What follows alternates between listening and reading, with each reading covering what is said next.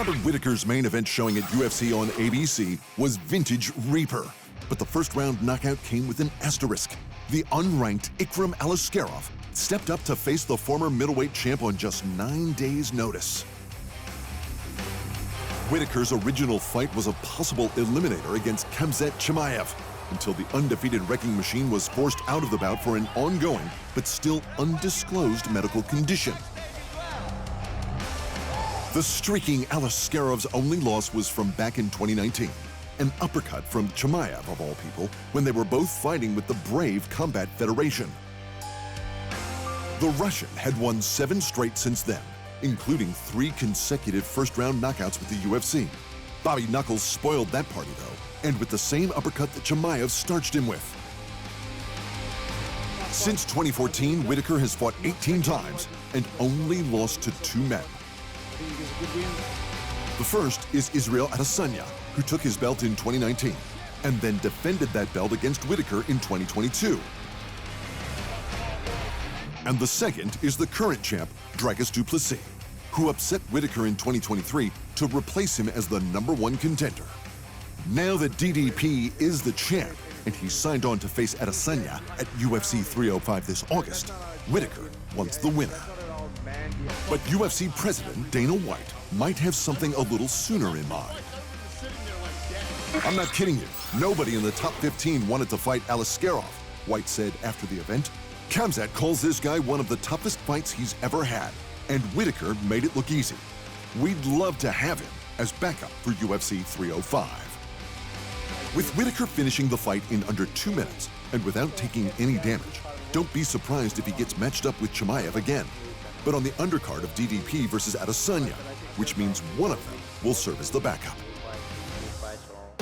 In the co-main event, Alexander Volkov muddied the heavyweight waters by winning a clear-cut unanimous decision victory over his countryman, Sergey Pavlovich.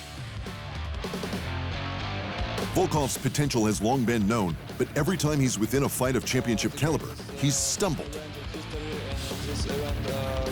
Meanwhile, Pavlovich's last fight was for the interim heavyweight title, in which he came in as the favorite against Tom Aspinall, but he too came up short. In this battle of Russian giants, it was Volkov who finally showed what he's capable of. The 6'7" striker used every bit of his long frame to pepper the powerhouse Pavlovich's nose, which by the end was a bloody mess. Unless there's an injury, Volkov won't be getting a title shot anytime soon, due to the champ John Jones continuing to wait for the heavyweight GOAT, Stipe Miocic. The other issue for Volkov is that the 2 men who remain above him are the interim champ Tom Aspinall and the former interim champ Cyril Gane, both of whom have beaten Volkov in the past, so he may have to wait a little longer. There was no fight of the night at UFC on ABC 6, but there were 4 performance bonuses. Those went to Robert Whittaker, Shara Magomedov, and Volkan Ozdemir for their crushing knockouts, and Felipe Lima for his rear-naked choke in the 3rd.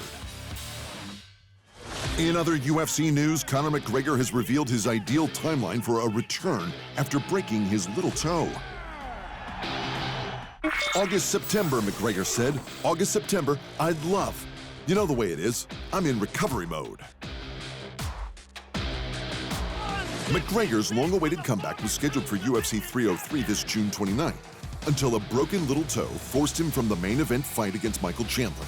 However, this fight has already been postponed multiple times since its original August 2023 date. The Irishman now hasn't competed in the cage since his loss to Dustin Poirier in 2021. During that bout, he snapped his tibia in half, which led to the first lengthy delay. But apparently, it wasn't as painful as this little toe. The injury is a nuisance. It's painful.